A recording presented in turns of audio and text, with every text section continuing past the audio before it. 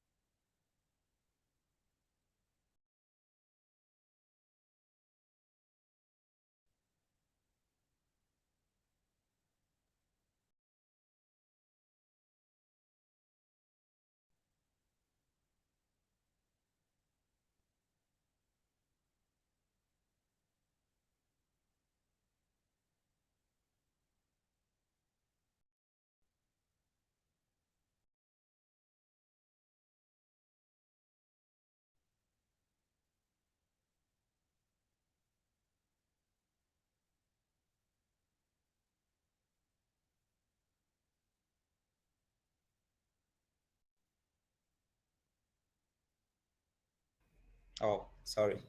I was off. I would like to welcome everyone on. I have two ladies, Fiona Kemi and Anisha Komugisha. We shall just have them introduce themselves before we move on. I'll start with you, Komi.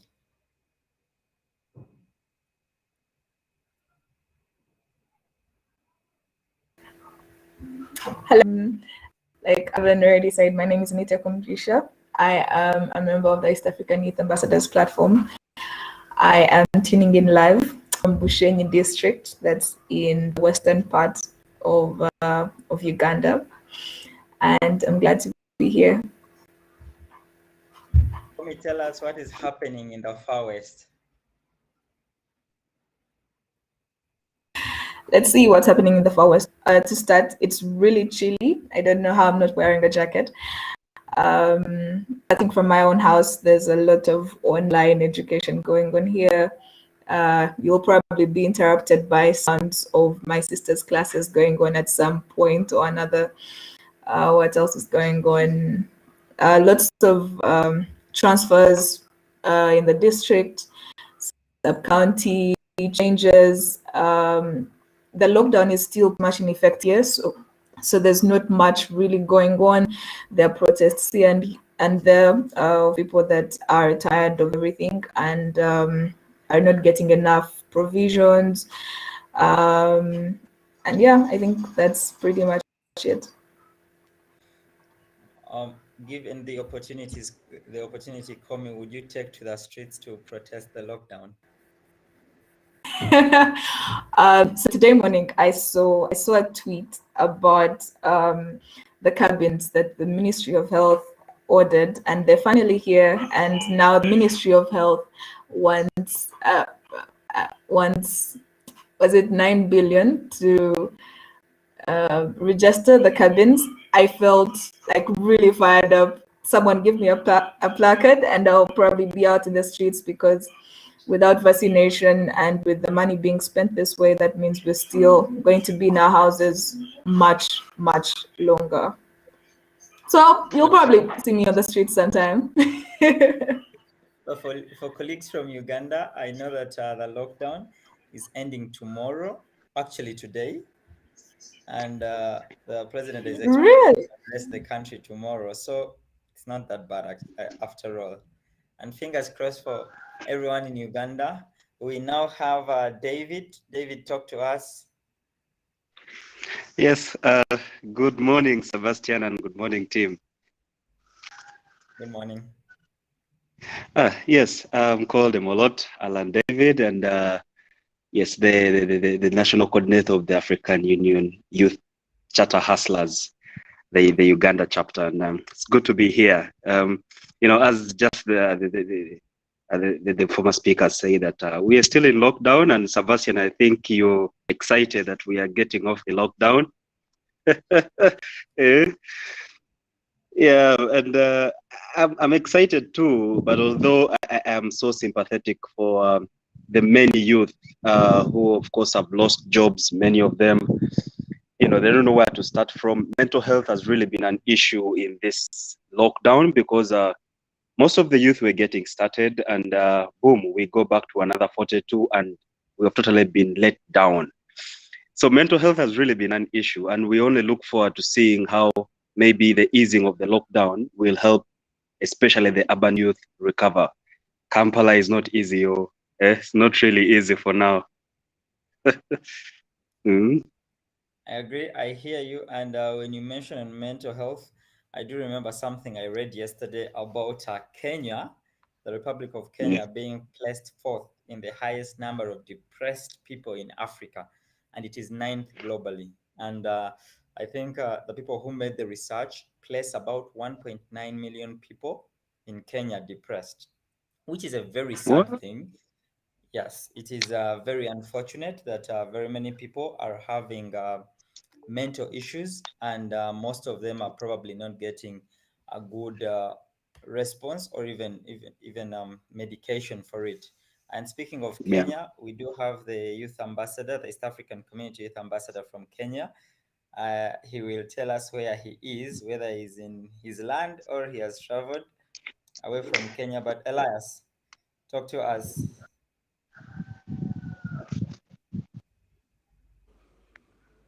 Yes, morning, Seba. Sorry, I just joined. I'm trying to cope up with what's going on, but just to answer where I am, right now I'm not in Kenya.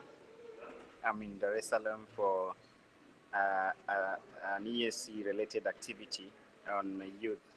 As you're aware, the ESC, pursuant to Article 120 of the ESC Treaty, they have an obligation to youth to promote and facilitate youth activities. So I'm in one of those youth activities which I can highlight if time allows, because I don't know what is going on for now. Just allow me to at least have a breast of what is going on. Sure, we shall appreciate to know what is happening in Dar. Elias, talk to us. Okay, the ESC, in partnership with the AU, has organized a youth training on the role of youth in advocacy of peace and peace building activities.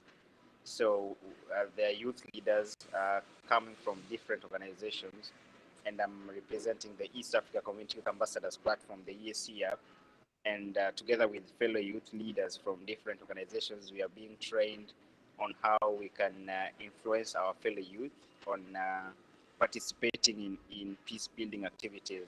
As you're aware, most of the youth are always used as a facilitative instrument when it comes to instruments of war and also violence within our region.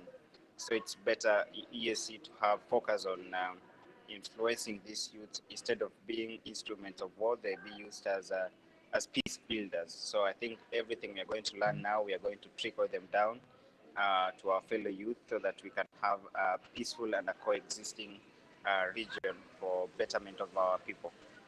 Yes, Seba, that's what's going on in there. We are glad that good work is happening there and that you as youth leaders are willing to share this knowledge downwards so that everyone can benefit from it. And I think that is the true epitome of leadership, that you always need to be able to serve the people that you represent, your constituency. Elias, I think if you could, we would love to hear from also the other youth leaders that you are with down in Dar es Salaam, and we see what their take home will be from the experience and the training that the EAC Secretariat is offering. But fast forward, speaking of Kenya, Elias, we have just read an article here from NTV Kenya, I think, that was saying that very many Kenyan citizens are depressed and are enduring mental health issues. But also in the news this week about Kenya is that Kenya waived visa requirements for the Republic of South Sudan. And this was in line with the establishment of the Treaty of Establishment of the EAC. That means that we are removing more barriers and we are enabling more people move within the EAC, but as a Pan-African, I can say that it is within the conversation we've been having, I think, for the past 2 weeks, creating a one African market and a one Africa where we have less barriers for travel. And I think Kenya has gone a long way into setting precedents for the Republic of South Sudan. We are waiting for other East African community member states to be able to effect this article in the Treaty of Establishment of the Community. But going on, we heard from Ugandans agonizing about the lockdown, and we know that the president is expected to speak to the country tomorrow. We hope for the best. And for Rwanda, on Monday, I think His Excellency Paul Kagame extended the lockdown for 5 more days to be able to monitor how the virus is spreading. For Tanzania, where Elias is, and I can see he's happily not wearing a mask. Yesterday, we had Madam President Samia Suluhu Hassan receive the first dose of the Johnson & Johnson. And she did this on live television. And the intention is that the administration was hoping to reassure the country and the citizen that the vaccine is safe and they should be able to take it. Elias, have you had any conversation in Dar es Salaam around the vaccination and how people are embracing the president taking the vaccine? Well, but we have been in Dar es Salaam for quite some time now, and during Magufuli regime, you noticed that mask was not a norm here, but things have since changed. I arrived at the airport and I noticed that almost 3/4 of the workers there were having masks, and even in the country, when it's you see the citizens putting on masks. So you can notice there's a regime change on how they're handling this pandemic. I think they are embracing the fact that the virus is here, and like other partner states, they have to put up in measures that have been put in place by the World Health Organization. As you know, as you correctly said yesterday, the president was given the jab, and the conversation going on is whether they're supposed to embrace what the president did, or altogether revert back to the previous position, where the president was of the view that the pandemic, yes, is with us, but we can solve it locally. So the conversation is interesting, and there are divergent views. Some are embracing what the president did. Some are still questioning why is it that this is coming after, of course, the statesman, after the demise of the statesman. So it's an interesting conversation, Seba. All right. Personally, I still feel that I think the rest of the East African countries missed something, because you see, Tanzania closed down for, I don't know, about a week or two, and then opened up fully. All business is going on, school is happening normally, and now they are having vaccinations. You know, they don't seem to have been hit by the effects of the lockdown. And most of the East Africans, actually the rest, save for Burundi, the rest of the East African states, okay, except for Burundi and South Sudan, but Uganda, Kenya, and Rwanda, locked down totally, are struggling with having their citizens vaccinated, and the impact of the lockdown has hit hard. And I can speak with authority for the Republic of Uganda. But anyway, moving on to the rest of Africa, for colleagues watching in from the rest of Africa, we would love to hear what is happening where you are. But just so we keep afloat of what is going on, tomorrow is a big day. It is a day that is commemorating and discouraging human trafficking. And in the wake of the day in Nigeria, about 100 women that were women and children that were abducted early in June by a small local militia called the Bandits was rescued by police in Nigeria. And I think that that is a very good thing, given the situation that we are in. And most importantly, given that next week, early next week, I mean, tomorrow, not even next week, tomorrow is a day that we discourage human trafficking. But also we shall need, I think, to get someone from Ethiopia, because I know that the forces are now in northern Tigray, the region up there, and they are trying to fight the secession that is happening, or the secession that the people of the region are trying to attain.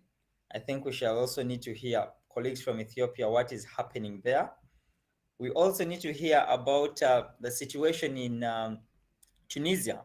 Tunisia is having a couple of issues. The president suspended parliament. The president fired the prime minister, and he's now, I think, ruling over the country in a state of emergency. I think we shall need to hear a perspective of the young people down there and what they feel should have happened. But going on across the world, we have seen that there are a couple of challenges. I think in Sweden and in Germany, there are incredible floods that are killing and displacing very many people. We are with you, specifically the young people out there. You know, we are now a one young world away from the one young Africa. So we pray that the people that side have better days coming for them. All right. So for now, I just want to get back to my visitors here with me and just share their mind on a few things. First, Komi, if you could join us again on video.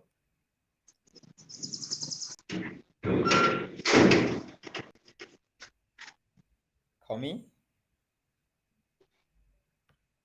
You know, it is approaching the end. I apologize. I know that you are having half your house as a school right now. I apologize that we are interrupting that.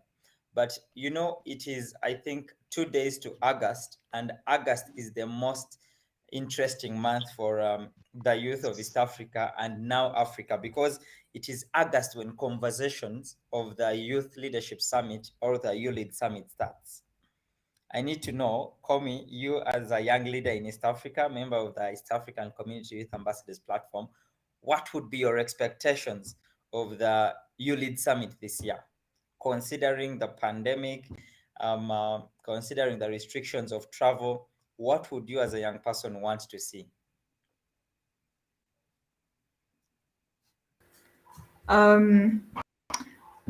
Yay, YouLead season. So to start, I know very many people that honestly cannot wait for the summit. Like there's constantly people in my DMs asking, are the links out? Can we apply? What's going to be happening? Are we going to be able to travel to a summit? But as far as expectations go, firstly, I look forward to see how big the what did we call it? Like the duet of the physical attendance and then the online attendance that we had last year. So last year was the first year that happened, and I look forward to see how that has evolved and how many more people are going to be able to join online.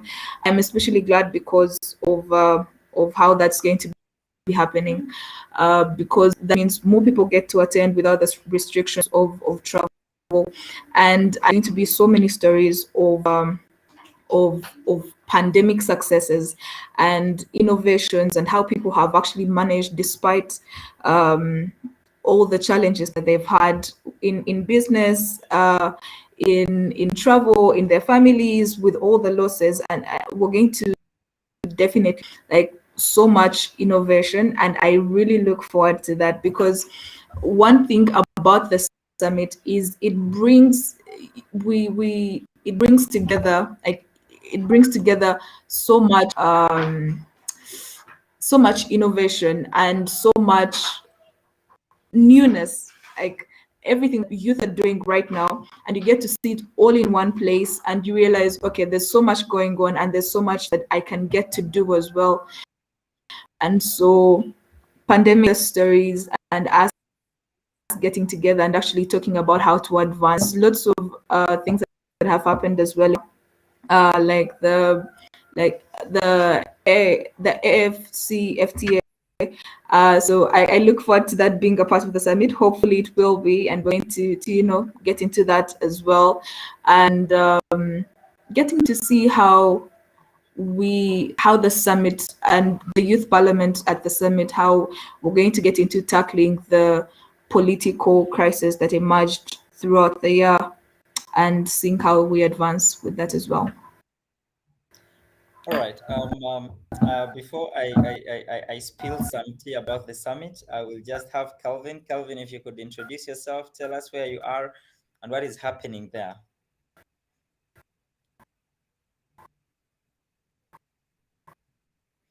Calvin has dropped. We shall have him when he gets back. I don't know why we are having very many challenges. The other day, I was sharing with colleagues here that the president of Mali traveled to the UK to attend a virtual conference.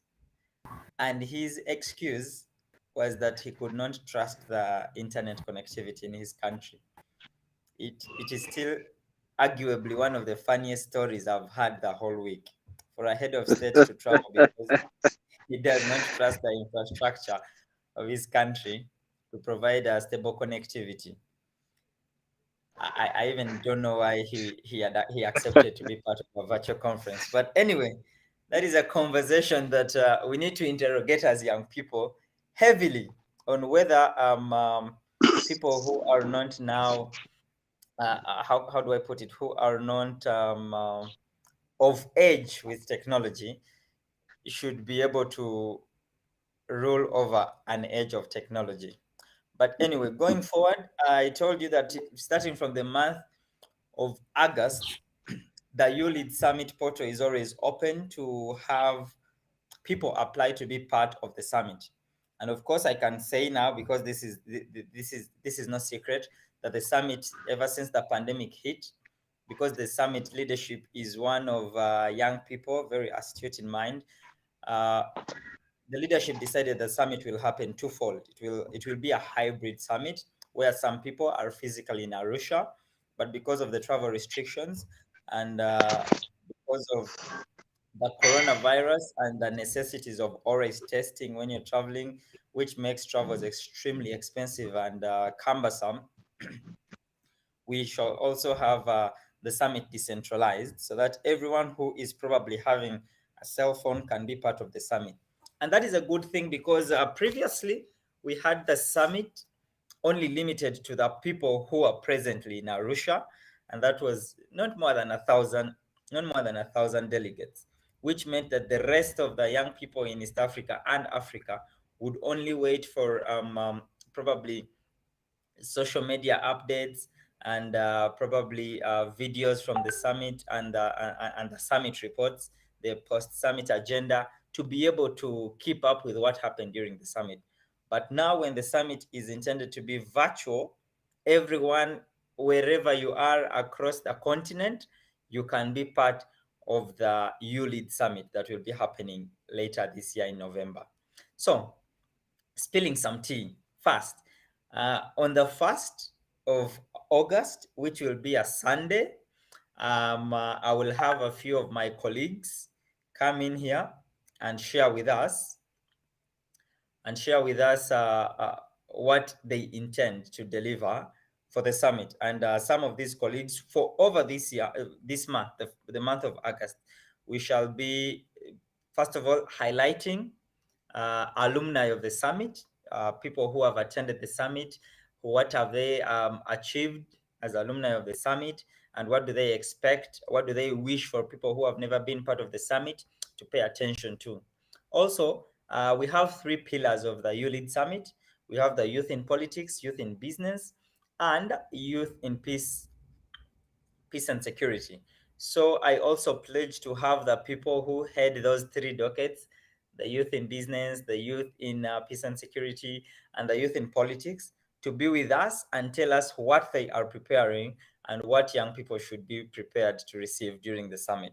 And definitely, I will have the big boss come and tell us, the supreme head of the U-Lead program, to come and tell us how one can be part of the summit, both virtually and physically in Arusha. And because we have always had in the DMs, we have always had a big call from the rest of Africa, young people from other parts of Africa, apart from East Africa, requesting how can they be part of the summit. I will also put the boss on a spotlight to share with us whether there is going to be room for them to be part of the summit actively, whether virtually or physically in Arusha. And when I say virtually, it doesn't mean that everyone with a phone will be able to be part and participate in the summit. I think there is a process. We shall all get to know about this process when we get there. But now I want to fall back to our colleagues, the African Union Youth Charter Hustlers. David, are you still with me? Yes, I am. Yes, I am going to ask you a question that I'm very sure you have not prepared for, but I just want to get your mind Yes. fresh as it is on a matter that has been challenging me. You know, earlier this year we had the internet explode with exchange between Palestine and Israel. Yeah, true. Yes, and very many people were condemning the acts of Israel showering bombs on Palestine. Mm. And a couple of days back, we had the African Union issue Israel with observer status in the Yes. AU. Yes. Yes. Before I talk about how countries have reacted, I want to hear from you. What is your honest opinion about the AU granting Israel observer status? Ah, this is, I don't know why you want me to get into diplomatic roles right now, but No. I but want you as a young leader in Africa to share your honest views. true.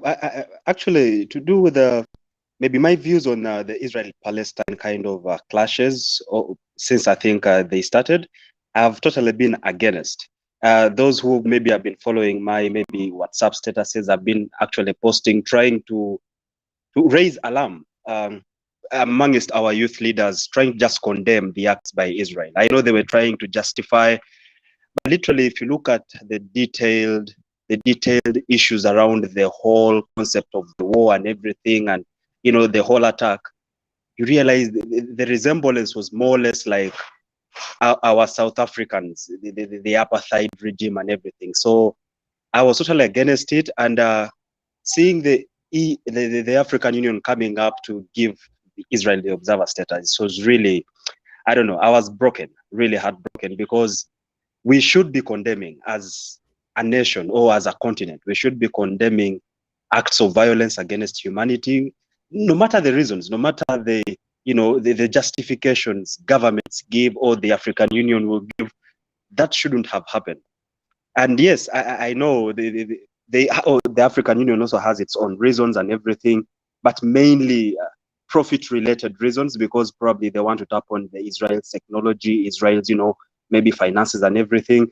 That's why, to kind of strengthen the relationship with the nation, you have to give them maybe the observer status and the rest. And this has been happening in almost every African country. When these more or less superpowers maybe violate, you find African states coming to justify by working with them, signing bilateral agreements and so forth. But what the African Union did is something I entirely condemn, and it's not, we as young leaders shouldn't accept this. If If someone has violated, if a nation has violated, we should all come in support. I know there are justifications that Israel has. Palestinians will also have their own reasons. But when lives of young people are in the line, we don't take that for granted. That's African leaders. Today it's Palestine, tomorrow might be us. So where will we run to? Who will give Africa the observer status, or any African country the observer status in whatever, maybe the EU and everything? It's not there. So it's really, I don't know. I was really heartbroken, and I know I'm now speaking from a kind of a. I'm not really trying to become emotional here, but I am I am speaking kind of from a youthful point of view and an objective point of view per se. You know, it's really uncalled for, and I still condemn the act. I still condemn the decision by the African Union, but we are handicapped. Our voices are, you know, we don't really have much to say when it comes to, yes, of course we have the African Union Youth Division to air our views, but you realize it's kind of a bureaucratic process. We really don't have much to say on AU decisions. So when they come up and do that, it's like maybe cast on stone, and we can't turn it around. And the only thing we hope for, that going forward, maybe if governments are changing, I'm now going political, but never mind. If governments are changing, we should have more of informed leaders, more of objective leaders who are willing to stand on their 2 feet to condemn acts of violence perpetrated by any nation to other nations. This is what we need as young Africans, leaders who are capable of saying no. No matter what Israel is going to give us as a continent, this is what we are standing for. We have seen the US come up strongly against African countries that violate the rights of their own citizens, saying, okay, no, we are not giving you our funds, we're not giving you this and that. This is what the African Union should also do. We have also seen the AU, by the way, doing the same to even their own European Union countries, especially the Scandinavian countries. Of course, you know, that side also has their own issues of human rights. But this is what the African Union, this is what we hope for as now leaders, young leaders, that we only pray for an African continent where we only pray and hope that our citizens, or we the Africans, should be able to vote in presidents or leaders who are capable of standing their ground, no matter what. I have seen our president. Let me come back to Uganda here. I've seen our president, President Yoweri Museveni. You know, the whole issue of the vaccine. The approach he has taken, you know what? We are stamping our ground. We are going to buy these vaccines. We are going to do this. We are not going to accept donation and everything. How I wish that same attitude is taken to maybe this diplomacy kind of whole game they play. How I wish the AU can come and say, you know what? Yes, Israel, we respect you. You are good at this and that. You've supported us. But what you did against this other, your fellow country, is uncalled for. Is uncalled for entirely, and we are not willing to support you in one way or the other, or even be partners with you in any other thing. I think, Sebastian, this is what we need. We need to have radical, okay, not per se, but yes, we need to have radical leaders who are willing to condemn violence against humanity. No matter the reason, no matter the justification, it shouldn't have happened. Yeah, I think that is it. I think that is it, Sebastian. I agree with you, David. I do share the view that morals in all their forms should never be compromised. And I think that I saw a statement, and South Africa was trying to call out the AU, saying that the AU acted without consulting its member states, and saying that the action was violating the charter of establishment of the AU.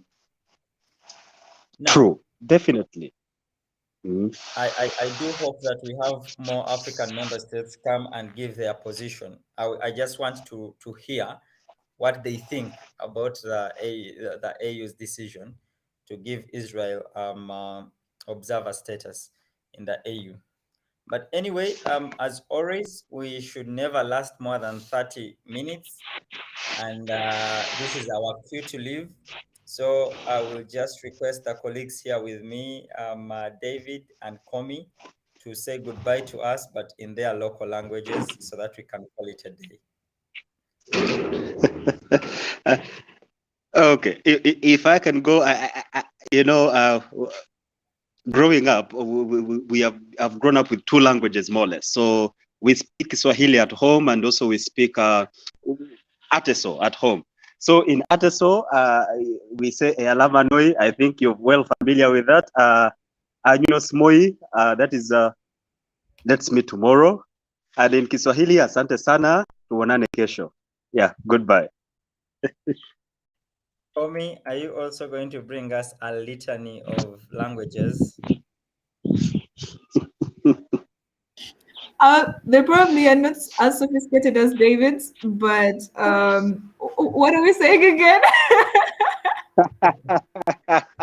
You are saying goodbye to us in a local language. Oh, okay. Msibe Jamnonga. No, that doesn't sound right. The Banyankole here are going to kill me. Ntubendezi zoba rundwi.